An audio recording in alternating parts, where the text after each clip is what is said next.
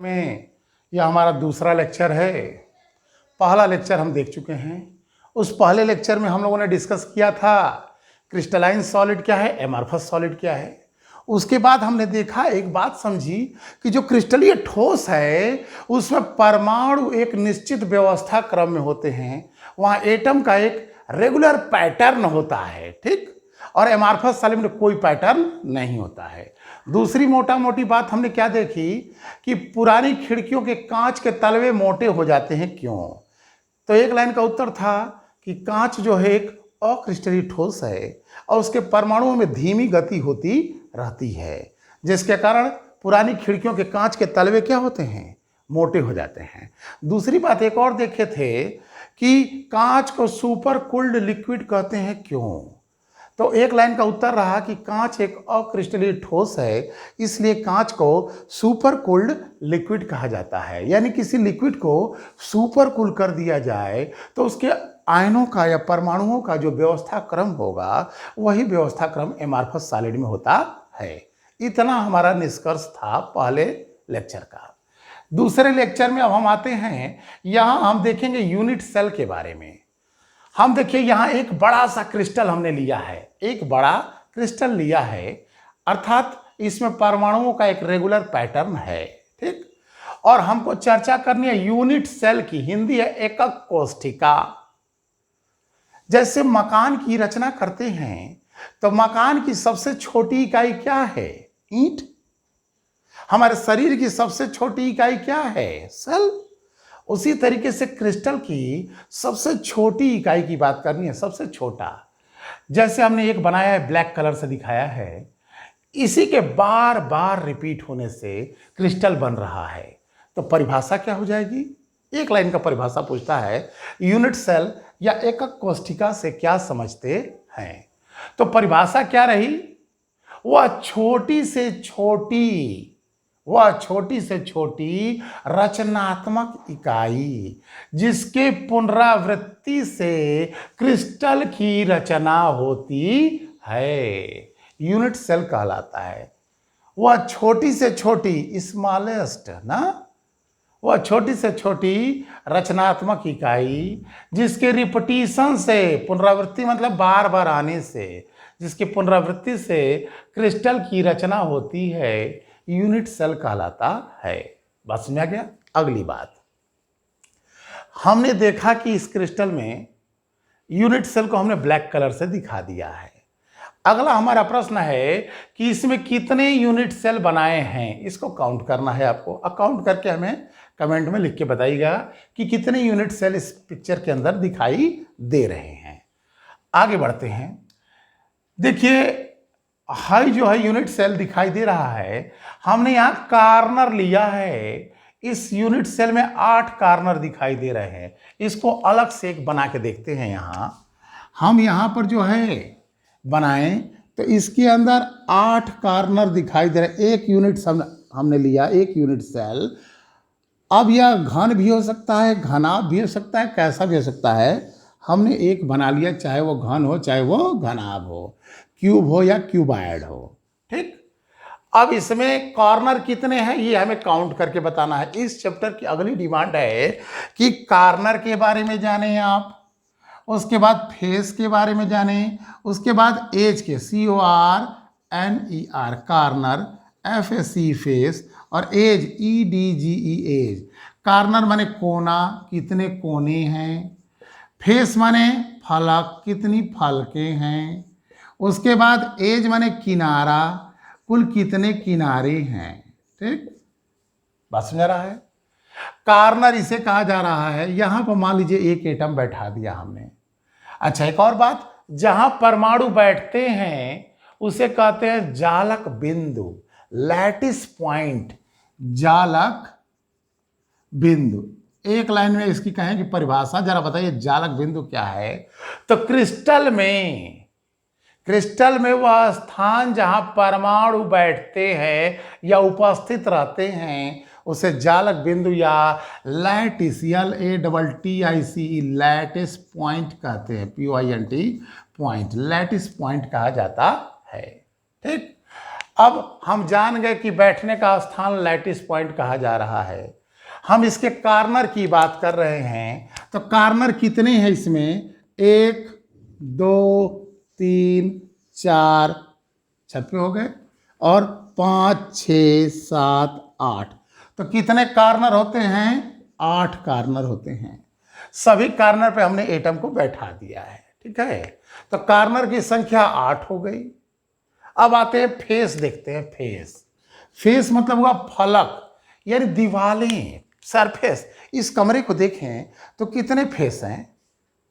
एक दीवार यह, दूसरी दीवार यह, तीसरी यह, चौथी दीवार यह, 4 तो दीवारें हो गई। एक छत भी तो हो गया और एक फर्श हो गया, तो कितना हो गया? 4 दीवार, एक छत और एक फर्श लेकर कितना हो गया? 6। तो कितनी फेस हमारी हो जाएंगी? तो इसके अंदर फेस हो गई 6। हमारी बात समझ आ रही है? 6 फेस हो गई। अब आते हैं एज पर। तो हाउ मेनी एज? अपनी उम्र मत बता दीजिएगा। एज मैंने हुआ किनारा। जरा देखें, इसको एज कह रहे हैं। कभी मैच खेले होंगे तो उसमें बोला जाता बल्ले का एज लग गया, यानी बॉलर ने गेंद फेंका। ऐसे आप किए, गेंद यहाँ किनारे पर लगी, वहीं खड़ी हो गई, कीपर आया कैच कर लिया। तो हम कह रहे हैं इस यूनिट सेल में कितनी एज है? तो इसमें एज देखिए, एक तो ये रहा, दूसरा चतुर्भुज ये रहा, तीसरा चतुर्भुज ये रहा, मतलब ये 4 भुजाएं इस चतुर्भुज की हो गई, छत वाली।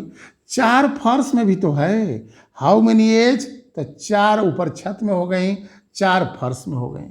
जरा ये भी देखिए, चारों पर लंब भी तो है, तो 4 ये भी तो लंब दिखाई दे रहे हैं। तो 4 4 8, 4 ऊपर छत का, 4 नीचे का, और 4 जो है ये कितना हो गया? तो हमारे पास आ गया 4 तिहाई 12। एज कितनी हो गई? 12। यानी हमने देखा कि इसमें जो है कार्नर कितने हैं? 8। ये जबानी याद होना चाहिए। फेस कितनी है? 6। ये जबानी याद होना चाहिए। और एज कितनी है? 12। यह तभी संभव है जब संरचना या तो घन के जैसी हो या घनाभ के जैसी हो। अगर हमारा स्ट्रक्चर ऐसा दिखाई दे, हेक्सागोनल बना के, या ऐसा हम त्रिभुज बना करके ले आए, ठीक, और इसको मिला दें, इसको ऐसे हम मिला दें, तो बताइए क्या इसमें 8 कोने होंगे? नहीं। इसके अंदर कार्नर हमारा हो जाएगा 1 2 3 4 5 6। ऐसा अगर ट्रायंगुलर है, त्रिभुज के समान मकान है, यूनिट सेल है, तो क्या इसमें 8 कोने होंगे? नहीं। इसमें कार्नर कितने हो जाएंगे? 6। अब हम कहें कि बताइए इसमें फेस कितनी हो जाएगी? तो फेस देखिए, तो 3 दीवारें तो इस त्रिभुज की हो गई, और एक छत हो गया, एक फर्श हो गया, तो 3 एक 4 एक 5, फेस हो गया 5। हम कहें कि अब बताइए एज कितनी है? 1 2 3, 3 को तो छत में हो गया, 1 2 और ये 3 फर्श में हो गया, और ये 3 लंब भी तो है, 3 3 9। तो इसमें एज कितना हो गया? 9। यानी यह ज्योमेट्री के ऊपर डिपेंड कर रहा है कि कितना होगा। हाँ, लेकिन आपको मैक्सिमम काम जो है ऐसे वाले पर, घन या घनाभ पे ही करना है, क्यूब या क्यूबाइड पे करना है। इसलिए जबानी याद कर लीजिएगा, और कहीं अगर मामला दूसरा आता है तो वहाँ चेंज कर लेंगे। तो हमारे कार्नर कितने हो गए? 8। फेस कितनी हो गई? 6। एज कितना हो गया? 12। ठीक।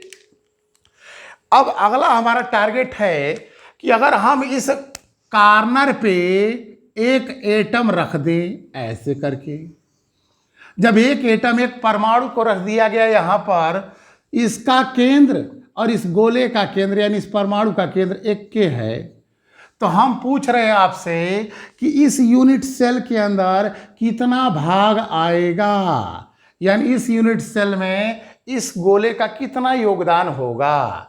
मतलब इस पिक्चर को जरा देखें। इस पिक्चर में अगर हम यहाँ पर एक गोला रख दें, एक परमाणु को यहाँ रख दें इस पर, तो पूछ रहे हैं कि इस यूनिट सेल में कितना भाग इसका प्रवेश करेगा। तो हमको जानना होगा कि यह कार्नर कितने कमरों में कॉमन है, कितने यूनिट सेल के अंदर यह कॉमन हो रहा है। तो इसको जरा समझने के लिए हम देखें, हमने ये 2 स्टिक लिया है, इसको हम प्लस का निशान बना दें। ठीक, अब हमने इसको प्लस का निशान बना दिया तो देखिए जरा, अगर कमरा बनाएं तो 4 कमरे में यह कॉमन हो जाएगा। एक कमरा हमारा यहाँ हो गया, दूसरा कमरा यहाँ हो गया, तीसरा कमरा यहाँ हो गया, चौथा कमरा यहाँ हो गया। बात समझ आ रही है? देखिए 4 कमरों में यह बिंदु जो है 4 कमरों में कॉमन होगा। ठीक, अब 4 कमरों में कॉमन होगा, इसी को केंद्र मानकर एक गोला यहां रख दिया जाए। परमाणु को इसको केंद्र मान करके एक गोला रख दिया जाए। तो जब हम गोला रखेंगे यहां तो 1/4 1/4 1/4 1/4 तो आ गया इसमें। लेकिन ध्यान दें, ऊपर भी तो कुछ पोर्शन खुला हुआ है, ऊपर का पोर्शन खुला हुआ है, तो वो कैसे ढकेगा? तो हम इस कमरे के ऊपर एक कमरा बना दें, इस कमरे के ऊपर एक कमरा बना दें, इस कमरे के ऊपर एक कमरा बना दें और इस कमरे के ऊपर एक कमरा बना दें। अर्थात हम मोटा मोटी भाषा में समझें कि यह कार्नर 8 कमरों में कॉमन हो गया। नीचे के ग्राउंड फ्लोर के 4 कमरे और ऊपर के फर्स्ट फ्लोर के 4 कमरों में यह कार्नर कॉमन हुआ है। तो जब 8 में कॉमन हो गया तो जरा सेब को रख दीजिए और काट दीजिए, तो कै भाग में कटेगा? 8 भाग में। 8 भाग में कटेगा यहां से ना, तो 1/8 इस कमरे में, 1/8 इस कमरे में, 1/8 इस कमरे में, 1/8 इस कमरे में, 1/8 ऊपर वाले कमरे में, 1/8 इसके ऊपर वाले में, 1/8 इसमें, 1/8 यानी 8 गुणे 1/8 हर कमरे में 1/8 भाग आएगा। तो हमने क्या समझा कि 1/8 यहां अगर केंद्र मानकर इस कार्नर पर परमाणु को रखा जाए तो इसका 1/8 भाग ही इस यूनिट सेल में आ सकता है। तो कार्नर से कितना आता है? 1/8। ये एकदम गांठ बांधने की चीज है। कार्नर कितने होते हैं? 8। कार्नर से एक यूनिट सेल में कितना इसका योगदान होता है, कितना इसका पार्टिसिपेट होता है? तो 1/8। अब आते हैं फेस पर।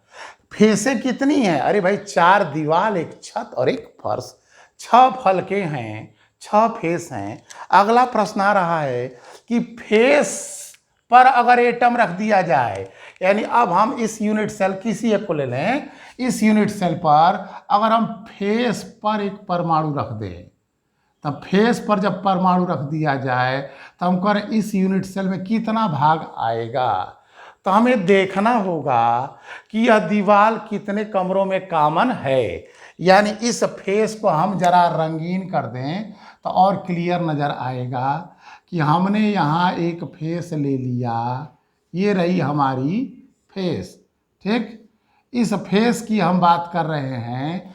इस फेस को देखा जाए तो यह फेस 2 कमरों में कॉमन है। एक तो कमरा ये वाला रहा यूनिट सेल, और एक ये यूनिट सेल में भी तो कॉमन हो रहा है। कोई भी दीवार 2 ही कमरों में कॉमन हो सकती है। उदाहरण के तौर पर हम अपनी इस दीवार को देखें तो यह हमारी दीवार एक इस कमरे में कॉमन है, एक बगल के कमरे में कॉमन हो। दुनिया की कोई दीवार हो 2 ही कमरों में हो सकती है। मान लीजिए यह दीवार है, यह, तो जब यह दीवार है तो इस कमरे की यह दीवार हो गई और इसकी 2 कमरों में ही हो सकती है। और इसी दीवार पर, इसी फेस पर एक गोला रख दें तो आधा भाग तो इस पटीदार का हो गया, आधा भाग इस, यानी यहाँ से 1/2 1/2, 1/2 इधर और 1/2 इधर। तो हमने क्या सीखा? हमने सीखा कि फेस से 1/2 मिलेगा, कार्नर से कितना मिलेगा? 1/8, फेस से कितना मिलेगा? 1/2। अब आते हैं एज पर। एज की बात करें, हाई देखिए, यह दीवार हमारा जो है, यह किनारा एक ले लें, इस किनारे की बात करें तो कोई एज कितने कमरों में कॉमन हो सकती है, कॉमन का पता चल गया तो ऑटोमेटिक उसे काट देना है, परमाणु को रखना है उसी पर। जैसे हमने पहला वाले में परमाणु को रखा कोने पर, देखा कितने कमरों में कॉमन था, तो हमको पता चला 8 कमरों में। दीवार को हमने देखा कितने कमरों में कॉमन थी, 1/2, 2 कमरों में हो गया तो 1/2 मिल गया। एज की बात करें तो कोई भी एज हो, एज माने किनारा, तो कोई भी किनारा हो तो कितने कमरों में कॉमन होगा। देखिए अब हम बात करते हैं, सपोज दैट हमने एक प्लस का निशान बना लिया, ठीक। अब हम इसकी एक दीवार को उठा लें, कोई एक लाइन को ले लें, हाँ ये किनारा ले लें, इसी एज को, इस एज की बात करें तो हम देखें कि कितने कमरों में यह कॉमन है। तो एक तो इस कमरे का किनारा हो गया जो आपके सामने दिखाई दे रहा है, और एक इस कमरे, यानी ये 2 कमरों में यह कॉमन हो गया। कमरा नंबर 1 ग्राउंड फ्लोर का, कमरा नंबर 2 ग्राउंड फ्लोर का, तो दोनों में तो यह लाइन क्या हो गई, कॉमन हो गई। अब इस कमरे के ऊपर भी तो कमरा बनाइए, क्योंकि ऊपर से तो खुला है, तो ऊपर भी कमरा बनाइए, यानी ये एक कमरा नीचे, एक कमरा ऊपर, एक कमरा नीचे, एक कमरा ऊपर, तो हमारे पास कितने कमरे हो गए, 4 कमरों में यह लाइन हो गई कॉमन। कमरा नंबर 1, कमरा नंबर 2, कमरा नंबर 3, कमरा नंबर 4, यानी यह लाइन 4 कमरों में कॉमन होगी। और इसी लाइन पर अगर परमाणु को रख दिया जाए, एटम को रख दिया जाए या आयन को रख दिया जाए, तो बताइए कि वह कई भाग में बटेगा, 4। 1/4 नीचे वाले कमरे में आएगा, 1/4 नीचे कहीं दूसरे कमरे में आएगा, 1/4 फर्स्ट फ्लोर के कमरे में जाएगा, 1/4 सेकंड फ्लोर के दूसरे कमरे में जाएगा, यानी 4। तो हम देख रहे हैं कि यहां से 1/4। कंक्लूजन जरा एक नज़र में देख लिया जाए, क्या निष्कर्ष इसका निकला। हमें जबानी याद होना चाहिए कि अगर कोई यूनिट सेल ऐसा घन या घनाभ की तरह है, ठीक, तो हम देख रहे हैं कि यहाँ अगर कार्नर है तो कार्नर की संख्या 8 है। कार्नर से इसमें कितना आएगा, 1/8। फेस कितनी है, 6, 4 दीवारें, एक छत और एक फर्श, फेस है 6।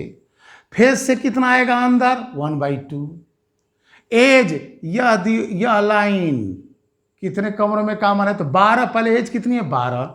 कैसे, 4 हो गई ऊपर का चतुर्भुज, 4 हो गया नीचे का चतुर्भुज, 4 लाइन, और चारों पर एक एक लंब भी तो है, तो 4×3 12।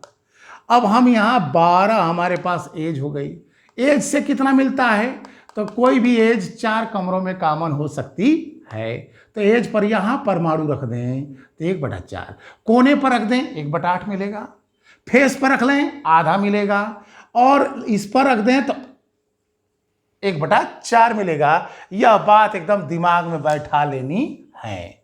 अब थोड़ा एक एक्सपेरिमेंट और करते हैं, तब हम इसमें आगे बढ़ेंगे यूनिट सेल में, ठीक है।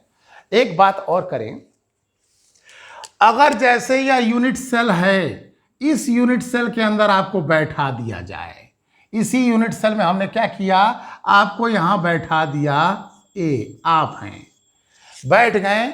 अब बैठने के बाद हमने क्या किया कि हर कोनों पर एक एक सेब लटका दिया, इस कोने पर सेब लटका दिए, इस कोने पर सेब लटका दिए, हर कार्नर पर एक एक सेब लटका कर छोड़ दिए। हम कहे हुरो, अब इसमें चारों तरफ से बंद, हम कहे खाइए, कितना खा सकते हैं आप। तब ये जो व्यक्ति है देख रहा है सामने 8 सेब पड़ी है, अपना पूरा दांत लगा के इसको काट भी लेगा तो इतनी ये पोर्शन ये खा पाएगा। थोड़ा और बड़ा कर देते हैं तब समझ में आएगा। अपना अगर यह पूरा दांत लगा दे तब भी इसका 1/8 भाग ही खा सकता है, 7/8 भाग नहीं खा पाएगा। यहां से पाएगा 1/8, 1/8, 1/8, 1/8, 1/8, हर जगह से 1/8, 1/8, 1/8 पाएगा। तो हम सीधे गणित का फार्मूला लगा दें, 8 × 1/8 = 1। आप सोचेंगे बड़ा खा रहा है, 8 गो सेब खाने को मिला है, लेकिन पाया कगो, पेट के अंदर गया 1 सेब, पेट के अंदर 1 सेब गया और हमें लग रहा है बड़ा 8-8 गो सेब मिला है। ठीक, अब दूसरा प्रश्न, हम कह दिए कि ये जो है इसमें बैठा दिया गया और अब जो है आपको हम सेब दे रहे हैं, कॉर्नर पे नहीं दे रहे हैं, इस यूनिट सेल के फेस पर रखेंगे। ये हमारा हो गया एक यूनिट सेल, ठीक। ये हमने एक यूनिट सेल खींच दिया और इस यूनिट सेल में हम आपको दे रहे हैं खाने के लिए कहाँ, इसमें हम हर फेस पर परमाणुओं को रखेंगे। एक सेब हमने रख दिया ऊपर और एक सेब रख दिया नीचे, ठीक। एक सेब रख दिया इस दीवार पर और एक सेब रख दिया इस दीवार पर, हो गया। और एक सेब रख दिया आगे वाली दीवार पर, एक सेब रख दिया पीछे वाली दीवार पर, ठीक। कुल कितने सेब हो गए फलकों पर? सभी फलकों पर हमने रख दिया। फलकें कितनी होती हैं? 6। अब आपसे कहें कि अंदर बंद कर दिए हैं आपको, यहाँ पर आपको हमने बंद कर दिया। अब कहा कि चलो भाई सेब खाना प्रारंभ करो, तो आपके इस यूनिट सेल में कितना आया? जितना इस यूनिट सेल में आएगा वही आपके पेट में जाएगा। तो आप यहाँ बैठे थे, बताइए कितना सेब मिलेगा? 1/2 1/2, आमने सामने से आधा आधा, आगे पीछे से आधा आधा, ऊपर नीचे से आधा आधा। तो हम आधा आधा एक, आधा आधा एक, ऊपर नीचे एक, 3। तो उतना खेलने से अच्छा सीधे क्या कर देंगे, 1/2 का गुणा। 1/2 का क्यों गुणा किए हैं? क्योंकि फेस से आधा भाग ही यूनिट सेल में आता है। किसी भी फेस पर रख दे एटम को तो 1/2 पोर्शन ही आएगा। उसी तरीके से कॉर्नर पर रख दिया जाए तो कितना अंदर आएगा? 1/4। यह हमारा कंक्लूजन रहा। अब इसका उपयोग करें कैसे आपके पेपर में ये आएगा, ये ना जानना है। सेब संतरा कुल थोड़े रहेगा। तो देखिए एक सवाल देते हैं। हमने कह दिया एक यौगिक ए, बी और सी 3 परमाणुओं से मिलकर बना है। एक कंपाउंड है, किससे बना है? ए, बी व सी से मिलकर बना है। ए सभी फेस पर है, कॉर्नर पे है, मान लीजिए ए सभी कॉर्नर पे है, बी सभी फेस पे है और सी सभी एज पे है। ए कहाँ है? कोनों पर। बी कहाँ है? फेस पर। और सी कहाँ है? As per. सभी कोनों पर, सभी फलकों पर और सभी किनारों पर बैठा है। तो बताइए इसका सूत्र क्या होगा? उस यौगिक का फार्मूला बताना है। ऐसे सवाल आएगा कि एक यौगिक ए बी सी से मिलकर बना है, जिसमें ए परमाणु सभी कोने पर है, कॉर्नर पे है, बी सभी फेस पे, सी सभी एज पे है, तो उसका फार्मूला बताएं। अगर हमसे सीधे सीधे कह दिया होता कि देखो भाई एक यौगिक है, उसमें ए के 2 परमाणु हैं, बी के 3 परमाणु हैं और सी का 1 परमाणु है, सूत्र बता दो, तो हम बता देते A2B3C1 यानी सी। ये फार्मूला हो जाता। तो ये हमको ऐसे नहीं दे रहा है, नचनिया पदनिया बनाया हुआ है। कह रहा है कि बुझनी बूझो, ए कोनों पर बैठा है, बी फलकिया में है और सी जो है कोना एज पे है। तो अब हमको बताओ कि फार्मूला क्या होगा। तो हम सबसे पहला काम करेंगे, सबकी संख्या निकाल लेंगे। संख्या पता चल गया ए बी सी का तो सूत्र आ गया। चलो संख्या निकालते हैं। ए कहाँ है? कोने पर। ए कहाँ है? कोने पर। कौन कोना होता है जी? कोना होता है 8। तो 8 कोना होता है तो का कोनवा से पूरा इसी का हो गया? नहीं, कोने से कितना मिलता है? 1/8। बी कहाँ है जी? कह रहा बी सभी फलकों पर होता है। कौ गो फलक होती है? 6 गो। अक्का सभी फलकों पर है? हाँ है। अब फलक से क्या पूरा 6 इसी का है? नहीं। कितना मिलता है फलक से? 1/2। सी कहाँ है जी? एज पर है। कौ एज होती है? 12। एजें कितनी हैं? 12। क्या 12 एज है? तो किनारों पर अगर परमाणुओं को रख दिया जाए तो सब इसी का हो गया? नहीं, क्योंकि किनारे से इसके अंदर कितना आएगा यह मायने रखता है। तो आता है 1/4। यानी कॉर्नर पे 8 है, कॉर्नर 8, फेस 6, एज 12। कॉर्नर से मिलता है 1/8, फेस से मिलता है 1/2 और एज से मिलता है 1/4। तो हल कर दें तो क्या कह रहा है? 8 एकम 8, 2 तिहाई 6, 4 तिहाई 12। तो सूत्र क्या होगा जी? सूत्र हो जाएगा ए क गो, एगो, तो 1 लिखें चाहे छोड़ दें। बी क गो, 3 गो, ए बी 3, सी क गो, 3 गो, ए बी 3 सी 3, इसका हो गया फार्मूला। ठीक, थोड़ा सवाल को और क्रिटिकलिटी बनाते हैं, थोड़ा और सवाल को घुमाते हैं। ये तो हमने सिंपलेस्ट फॉर्म में दिया, हम कह दिए एक यौगिक ए बी और सी से मिलकर बना है। ठीक, ये अभी बता दिए कि ए सभी कार्नर पे है, बी सभी फेस पे है, ई सी सभी एज पे है। इससे हमें पता चला कि कोने पर ए बैठल हुआ, फेस पर बी हुआ और एज पर सी हुआ। सवाल में थोड़ा सा और घुमाएं, हमने कह दिया ए जो है 1/4 कार्नर पर है, कोनवा पर तो है, लेकिन यूनिट सेल में जो कोना होता है सब पर नहीं है। जितना कोने होते हों उसकी 1/4 पर ए है। फिर कह दिया हमने कि बी जो है 2/3 फलकों पर है, तो कह रहा है जो फेस कुलहीन पर ना बी, बी कहाँ है, 2/3 फलकों पर है। उसके बाद हमने कह दिया सी को कि 1/4 एज पर है, यानी इसी में थोड़ा सा भिड़ंत कर दिए कि एक कोनवा पर लेकिन कुल कोनवा पर ना बैठल है, 1/4 कोना पर है। बी जो है फेसवा पे, कुल फेसवा पे नहीं है, 2/3 फेस पे है, और सी कहाँ है, 1/4 एज पे है। अब सूत्र बनाओ, तो कुछ नहीं करना है, कमाओ वही है। हम जानते हैं एज कार्नर से मिलता है 1/8, फिर जानते हैं फेस से मिलता है 1/2, एज से मिलता है 1/4। तो हम कहें ए की संख्या निकालो, बी की संख्या निकालो, सी। ए कहाँ है, ए है एज पर, नहीं कार्नर पे। कहोगो कोना 8 का 8 जगह है, कर नहीं, 8 का 1/4, 8 का 1/4। बी कहाँ है, फेस पर, फेस का गो होती है 6 गो, का कुल फेसवा पे है, कह रहा नहीं 2/3, तो 6 का माने गुड़ा, 6 का 2/3। सी कहाँ है, एजवा पे है, कह गो एज होती है 12 गो, कुल एजवा पे है, तो कह रहा नहीं 12 का 1/4। ये तो समझ में आ गया कि परमाणु कितने जगह बैठा हुआ है। ये बता रहा है कि एटम कहाँ कहाँ बैठा है। अब इतना जगह एटम बैठ गया तो का कुल यही यूनिट सेलवा में आएगा, तो कहता है नहीं, बैठल भले हुआ लेकिन हमार हिस्सा 1/8 है कोनवा से।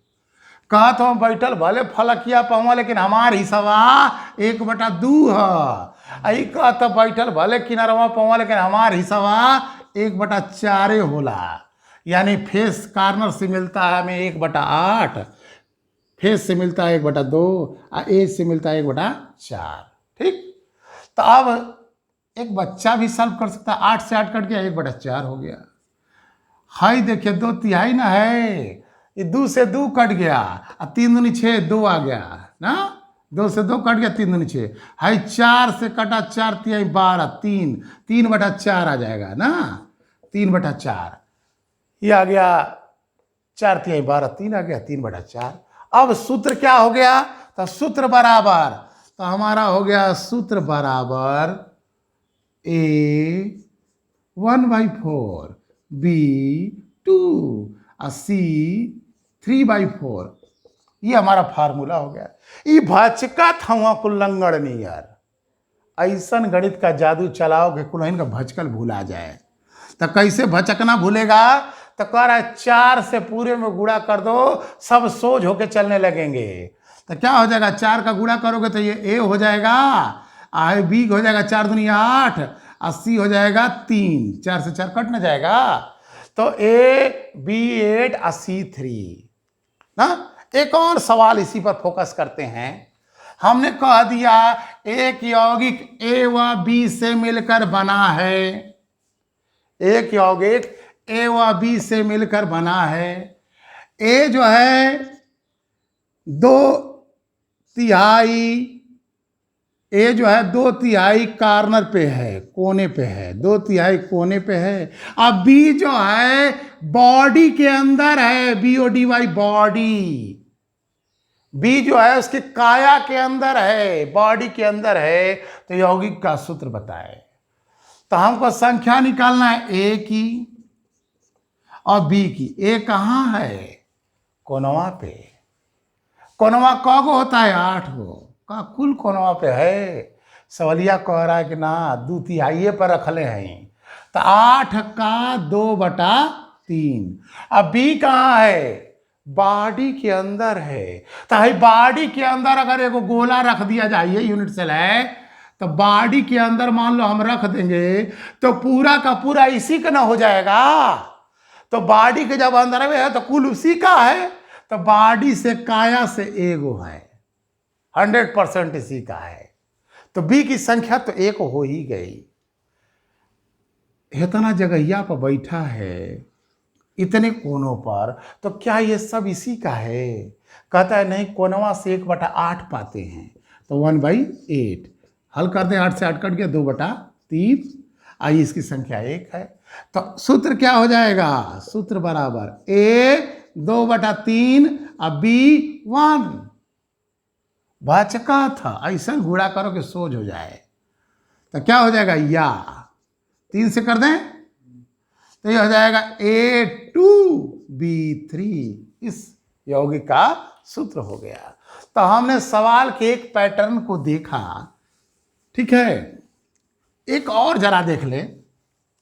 हम कहते हैं एक यौगिक A व B 2 से मिलकर बना है। एक व दो A व B से मिलकर बना है। ए जो है सभी कोनों पर है। कहाँ है? सभी कोने पर है। अब बी जो है एकांतर फलकों पर है। बी जो है एकांतर फलकों पर है। ए सभी कोने पर है, बी एकांतर फलकों पर है। अब इस सवाल को अपने से लगाइएगा और अगले लेक्चर में इसके आगे की चर्चा होगी। धन्यवाद। Thank you.